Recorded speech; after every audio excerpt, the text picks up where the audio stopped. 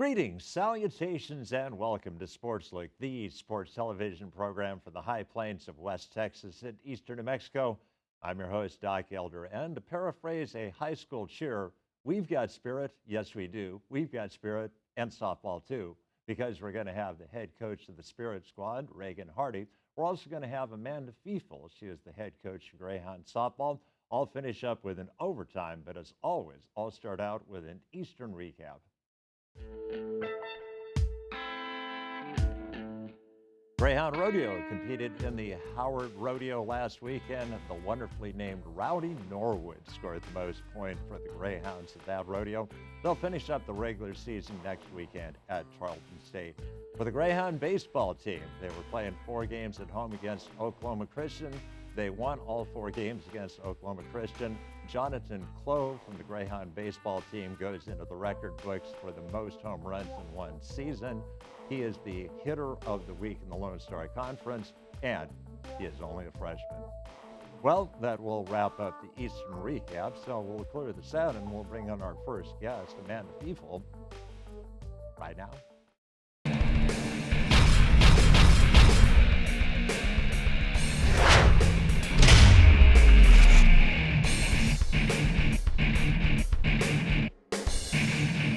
Welcome back to Sportslook, and a privilege to bring back to the set of Sportslook the head coach of Greyhound softball, Amanda Fiefel. And Coach, correct me if I'm wrong, but the Lone Star Conference is as good top to bottom as I've ever seen a conference in softball. Yeah, no, it is. It's still at the top of the division, obviously Division II softball rankings across the nation. I think out of our conference last time we checked, I want to say there was at least 6 or 7 that were up there. So yes, very good. And obviously, you're playing at a high level of efficiency. I mean, you've had victories against some really, really good teams, including last weekend. What's the reason for the success? Why have you enjoyed the success this year that you've had? Yeah, I think obviously building off of our last year leadership, I think a lot of the returners kind of got their feet wet of as far as competition and competing, kind of getting our feet back to where they need to be as far as the program and the competition. I think just that leadership of our returners, the ones that were in there day in and day out grinding, to really lead the transfers and the kids that my coaching staff and I brought in this year, I think have really made a huge impact. I think we have a lot of new faces that are really adding that different dimension to our team right now, both offensively and defensively. And I think they're feeding off of each other, which is huge. Well, now that you've had almost 2 years under your belt as the head coach of Greyhound softball, what did you think you knew coming in that has turned out to be true? What did you think you knew that has turned out to be not so much the case? No, I think I knew coming in this conference was elite. I think across the board, 1 through 15 right now, no matter who you're playing, which weekend, it's going to be a dogfight. And that stands true no matter what. It could be the #1 team in the conference or the 14th team in the conference. No matter what it is, you got to put forth, 1 through 21 outs of that game. Like, you cannot let your guard down by no means. But for me, I just think the recruiting side of things, we just need to continue to grind and bring in those kids that I know that compete at this level. And obviously, looking at the season so far, I mean, there are some notable successes against really, really good teams. But like you and I were talking before we went on the air, I mean, a team like Western New Mexico, if you don't go into the game really 100% focused, a team like Western can beat you. Yeah. And I don't think when you look at the standings, I think obviously those ball games that they are playing in, and Ashley Hickman's new as well. She's the new head coach there. She came in the same time that I did here at Eastern. I think she's changing that program for the better as well. I think there's a lot of young blood as far as coaching wise in our conference that are switching things up. And I think it's going to be good here the next couple of years, especially getting people in the conference coaching wise that want to rebuild a program, want to see things go in a different direction. And I think we're giving a lot of the top tier teams, probably 1 through 8, a run for their money every weekend. Looking back on it, when you came into Portales, you were trying to change the culture, and you have to have buy-in, and you'd like to think that every player buys in equally, but Some players a little bit more important. If they buy in, other Yep. people will follow. So who do you think was the most important buy-in that had the most benefit? I think right now, honestly, it's Ashley Nickerson at first base. She's a freshman for us. She's coming from the Houston area. She played top-notch softball prior to getting in here, had a great high school career. Her travel ball team was obviously one of the elite teams in the country as well.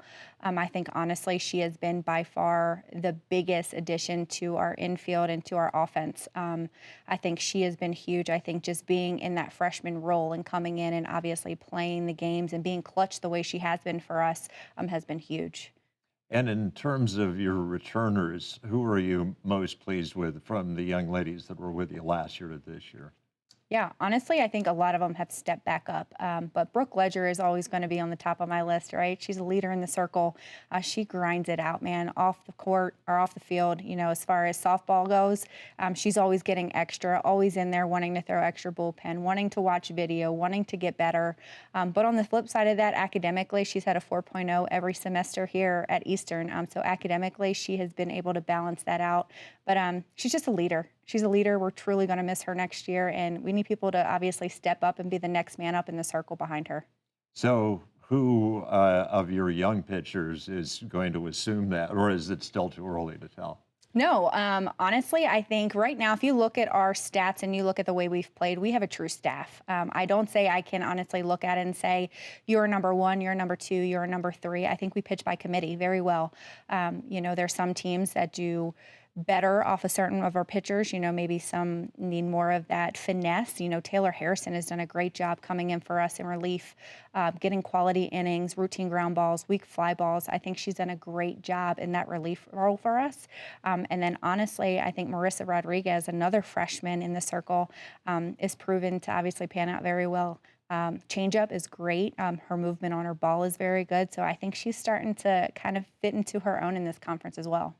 Yeah, just because of the way the schedule has broken down this year, quite often when you're playing at Mhm. home, Greyhound baseball playing at home, and I, for Yeah. lack of somebody better, they've asked me to do baseball for the Lone Star Yeah. Conference. But I did get a chance to do two of your three games against Texas women's, Hmm. facing one of the best pitchers. I mean, one of the best pitchers I've Yeah. seen from Texas women's, and young Miss Rodriguez pitched better than that pitcher and also aided her cause with a home run. Yeah. So you can't ask much more than that from a freshman. Yeah. No, and going back to that pitcher for TWU, she came from Commerce. She came with Coach McNutt over to Texas Women's. Alyssa LeBlanc is, if she is not an All-American this year for the stats that she is putting up, she usually throws game one and game three for Texas Women's. I want to say at one point she was leading their team in batting average and then innings pitched, strikeouts. But across the conference, across all opponents, she is dominating them. But Marissa, yes, you got to tip your hat. She came in clutch for herself. She did it in the circle for us defensively, and then offensively, one swing of the bat, she put us ahead, and obviously able to keep them down, their offense down, and get the win. And obviously, I mean, I'm looking at it. Mhm. The young lady that you're talking about, Ms. LeBlanc, gave up 4 hits in that game. Rodriguez only gave up 3 hits, Right. and she may not have had as many strikeouts, but she got some clutch and she got some great defense Yep. behind her. Especially there was a play where they hit a ball in the gap. Your outfielder threw to your infielder threw to Hmm. the plate, Yeah. and you got the tag of the plate. And just those are the plays that make the difference in close games. Yeah, no, I think obviously our defense is solid. There's sometimes, we have our hiccups, we have our butterfingers at times, we like to say, but honestly, I think our pitching staff's been keeping us in it. And then our defense, I think in the crucial moments where we need them to step up, they find a way, a diving play, and a little extra catch here and there. I think they've come up huge for us, especially when we are in those close ball games, knowing the imperative of making routine outs and getting those big time outs really propel us past our opponent. Well, obviously, here in a couple of weeks, it's going to be the end of the semester, and Yeah. we have to assign grades to our students. So, if you were to assign grades Mhm. to Eastern New Mexico University softball, what aspect of the game are you grading out the highest in? That's kind of hard for me to say right now because I think when we get going, we fire on all cylinders.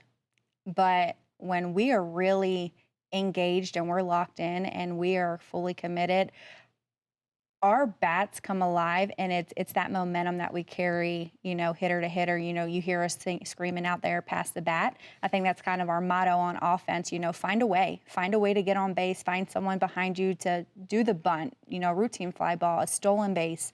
But honestly, I think pitching has carried us a long way this year as well. So I think it could be either or. When our hitters are on, it's our hitting. When our pitchers are on, it's our pitching. So I can't really say one's better than the other right now. One thing, obviously, as you pointed out, that's different from last year, we've got new faces that are Mhm. making significant contributions. Another thing that's different, you have a much nicer facility to play on this year. Like last year was better than Yeah, the year, but this year, I'd put yeah. our stadium against any stadium in the nation. Yeah, so right now, obviously, it's fully synthetic now. So we have protective padding on the outfield for our outfield safety. Same thing behind our catchers, same thing padding wise. Bullpens are completely redone in that synthetic turf as well. And it's just an all around better experience for our student athlete, both safety wise and experience wise. And the fence did figure prominently in a game that you played Hmm. against Texas Women's last week when a young lady by the name of Azalea Martinez made Yeah, not one of the best. She made the yeah. best catch that I've ever seen, where she went to that padded fence, Hmm. put her glove up over the fence onto the other side, and brought a home run Yeah. ball back. Yeah, no, Zay is above average height for an outfielder for sure. But no, she timed it perfectly. I don't know if we have photos of that, but it's all across social media. I know a couple people tweeted out like ESPN to see them look at it. But yeah, she timed that perfectly, came down. And again, it could have been a 3-run bomb that was given up off of one of our pitchers. But no, she saved it again, talking about crucial moments, timing it perfect, stepping up in those big time moments for us. And it was a great catch to see. Well, if people haven't had a chance to watch you play, they've got one more Mhm. opportunity finishing up the season at home. And I presume the last game will be Senior Day? It is. So we play Friday and Saturday. So 29th is our last game.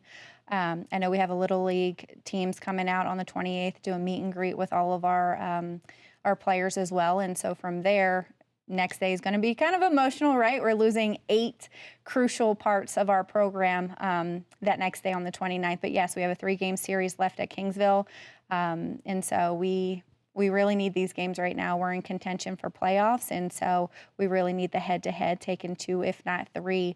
We're right now sitting at 10th, but that weekend will be huge. So if you can come out and support, obviously both our seniors and us for that contention for playoff spot. And if people do come out, which I hope they do, what's the one takeaway that you hope they'll leave Greyhound Field thinking about your softball team? Heart, heart for sure. Our energy in the dugout. If you ever came and you do watch, um, they're not quiet. They don't give up. We grind, and I think that's huge for this team. Just again, talking about the 2 years we've been here, talking about that competing and never laying down. I think that's been huge for us this year. Well, Coach, congratulations on the success you've had, and let's hope a couple weeks from now we can talk about Greyhound softball Yeah. going to the LSC playoffs. Thank you so much, Doc. All right, well, that will wrap up our first interview segment. So what we'll do is we'll occur the set and we'll bring in Reagan Hardy right now.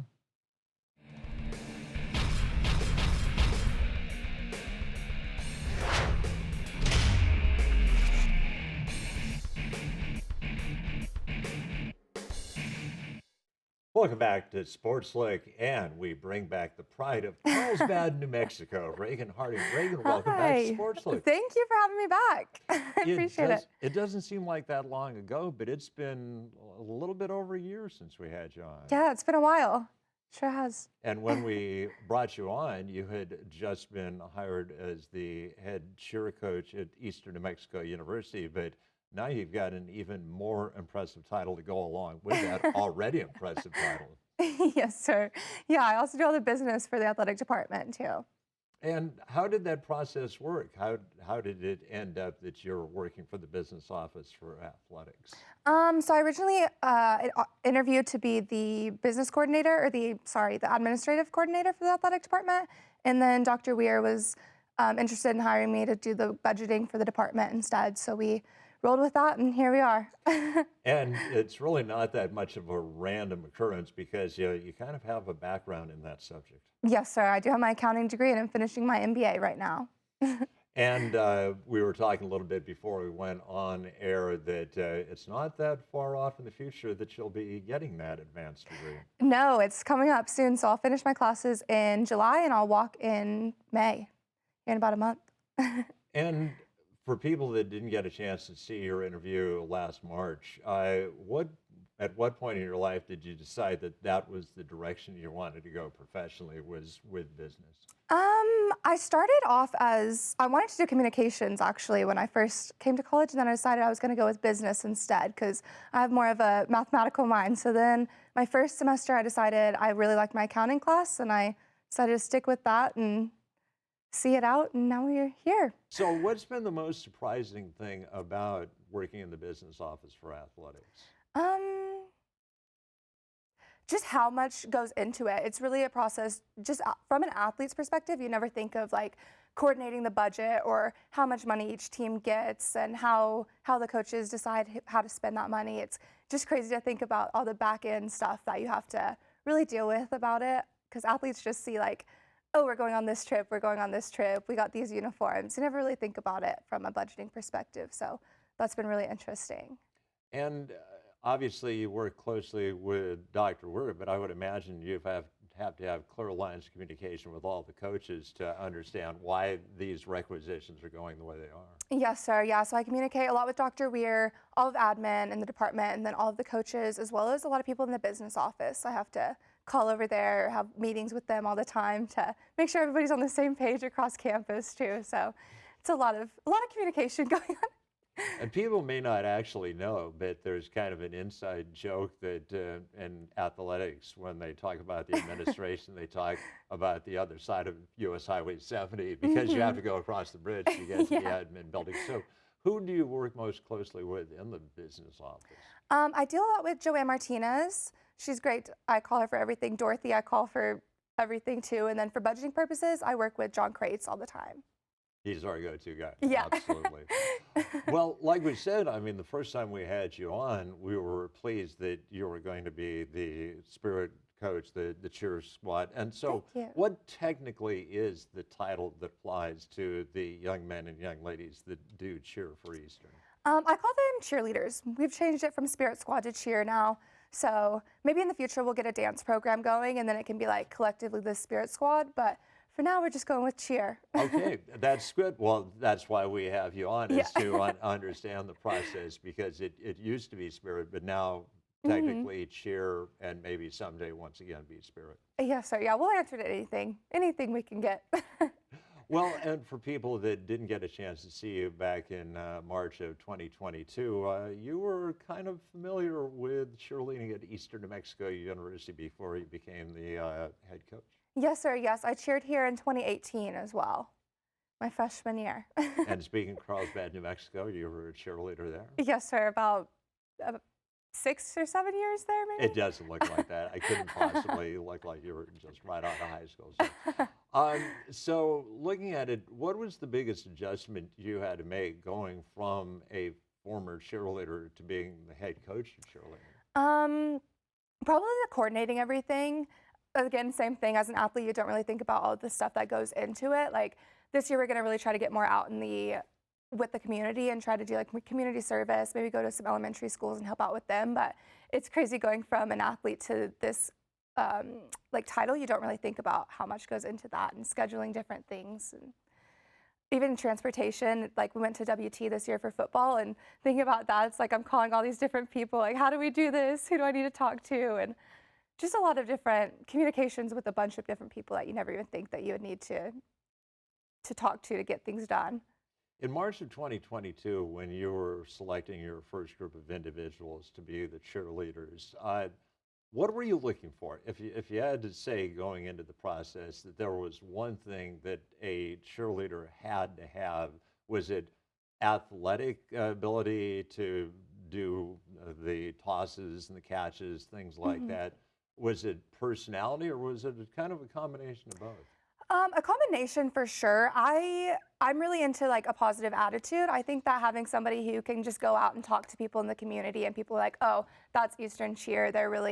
I want just like nice, kind people who can also do all the athletic stuff as well. But if I have just a group that can go out and just yell as loud as they can and just look friendly and act nice to everyone, I would much rather have that than the athleticism. But both is good. I have a good group right now, so it's really good. So, were the first group of cheerleaders that you chose, were they from all the different classes, or were they kind of senior laden or freshman laden? I had a mix. I had mainly freshmen actually this past year, and then I did have 2 seniors that graduated, 2 juniors, and I think 3 sophomores. So just a mix of everyone. And now, just this past weekend, we had the selection for the young men and young women that are going to move forward. And Yes, so, compared to how many tried out last year and how many tried out this year, about the same numbers or more or less? About the same actually.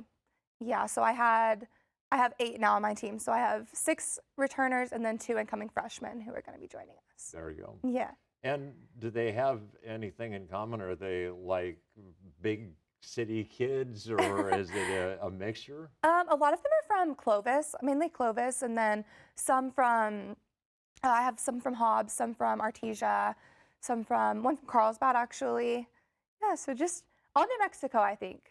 I think they're all New Mexico kids this year. And pretty much in the Eastern Corridor. Yes, sir. And pretty much means that because we are carried all throughout the Eastern Corridor, that people watching this program, it's like, gee, I could go to Eastern and I could be a cheerleader. So. Yeah, come my way. So, in terms of cheerleading for football and for basketball, is there a big difference between the specific cheers that they do, or are the cheers that you're going to see at the football stadium same ones you'll see at Greyhound Arena? So we have general cheers that we do for both football and both men's and women's basketball. And then for football, we also have our like defense and offense cheers. We can carry some of those into basketball, but basketball switches so fast between defense and offense that sometimes it can get kind of messy when they're on defense, and then you're still cheering for defense and the other team's defense, and it gets a little confusing sometimes. So we try to just stick to the general cheers for basketball, and then volleyball we stick to general cheers as well. I completely forgot. Boy, I was fine sportscaster because I had actually broadcast some of those, and I had completely forgotten that you were there. So I would imagine for volleyball, like you said, there's some things that translate, others that might not. Yeah, and volleyball is also different. So some teams don't like when you cheer during, like if they're serving, and so it gets kind of hard to, we want them to keep doing the moves but not yell, and volleyball is hard to cheer for, but it's fun to be there and watch. It's a fast-paced game, and it's just really nice to see everybody there. Well, looking at the competitions, the football season, the volleyball season, the basketball season, from a cheerleading standpoint, what contest did your cheerleaders get most energized for? I think football season is always like the most, just because there's so many fans there, and you have the stadium lights and all the different aspects that go into it. Football season is always really great. I think basketball season is also really fun though. It's fun to cheer for all sports actually, but basketball is fun because you're right there so close to the court, but then sometimes you're like getting hit by massive 6'9" men coming your way, and you're like, okay, let's go back to the stadium so I don't get hit anymore. But yeah, I think they really enjoyed, I would say, football this season, but everything. Yeah, and I totally agree. And I mean, there were some, like the game that you did over at WT when we scored with only a few seconds to go to win crazy. the wagon wheel. So if you had a perfect world, how many individuals would you have on the cheerleading squad? What's your target number? I would say 15 or 16, just to have, you could have at least 4 stunt groups with that, and then another extra as well, and just kind of have a lot. People get louder once you get more people, so it would be more crowd involving. So. And in terms of the cheers, and this is a tough question. I saved this one for the last. So, do you choose the cheers? Do the cheerleaders choose the cheers, or is it kind of a negotiation between you and your cheerleaders? So this past year we went with a lot of the same cheers that they had done in the past, and then I also made some new ones, and then I tried to have my members of my team make up some cheers as well, and then I had a captain on the team last year who would call the cheers, so she would just decide which cheers to call at what times. And this year we're going to make up more cheers so that we can just try to yell the whole game. and keep the crowd going the entire game. And we'll have another crowd leader as well that'll call which cheers she wants at what time. Well, Reagan, when people come out and they watch your cheerleaders in action next year, be it football, volleyball, or basketball, if there's one thing that you hope people will leave the stadium or the arena thinking about your cheerleaders, what's the one attribute you'd like people to associate with Greyhound cheerleading? I just hope that they think that they're exciting to watch and that they just have like a great energetic, just energy about them out there. Just the energy that you're bringing to this interview. Well, Reagan, thank you so much for being a great coach of cheerleading. Congratulations on your promotion, and it will be a proud moment as you walk across the stage here in May. Thank you. It's great seeing you again. Thank you so much. All right, well, that will wrap up the interview segment of Sportslook, so we'll clear the set, and I'll finish up with an overtime right now.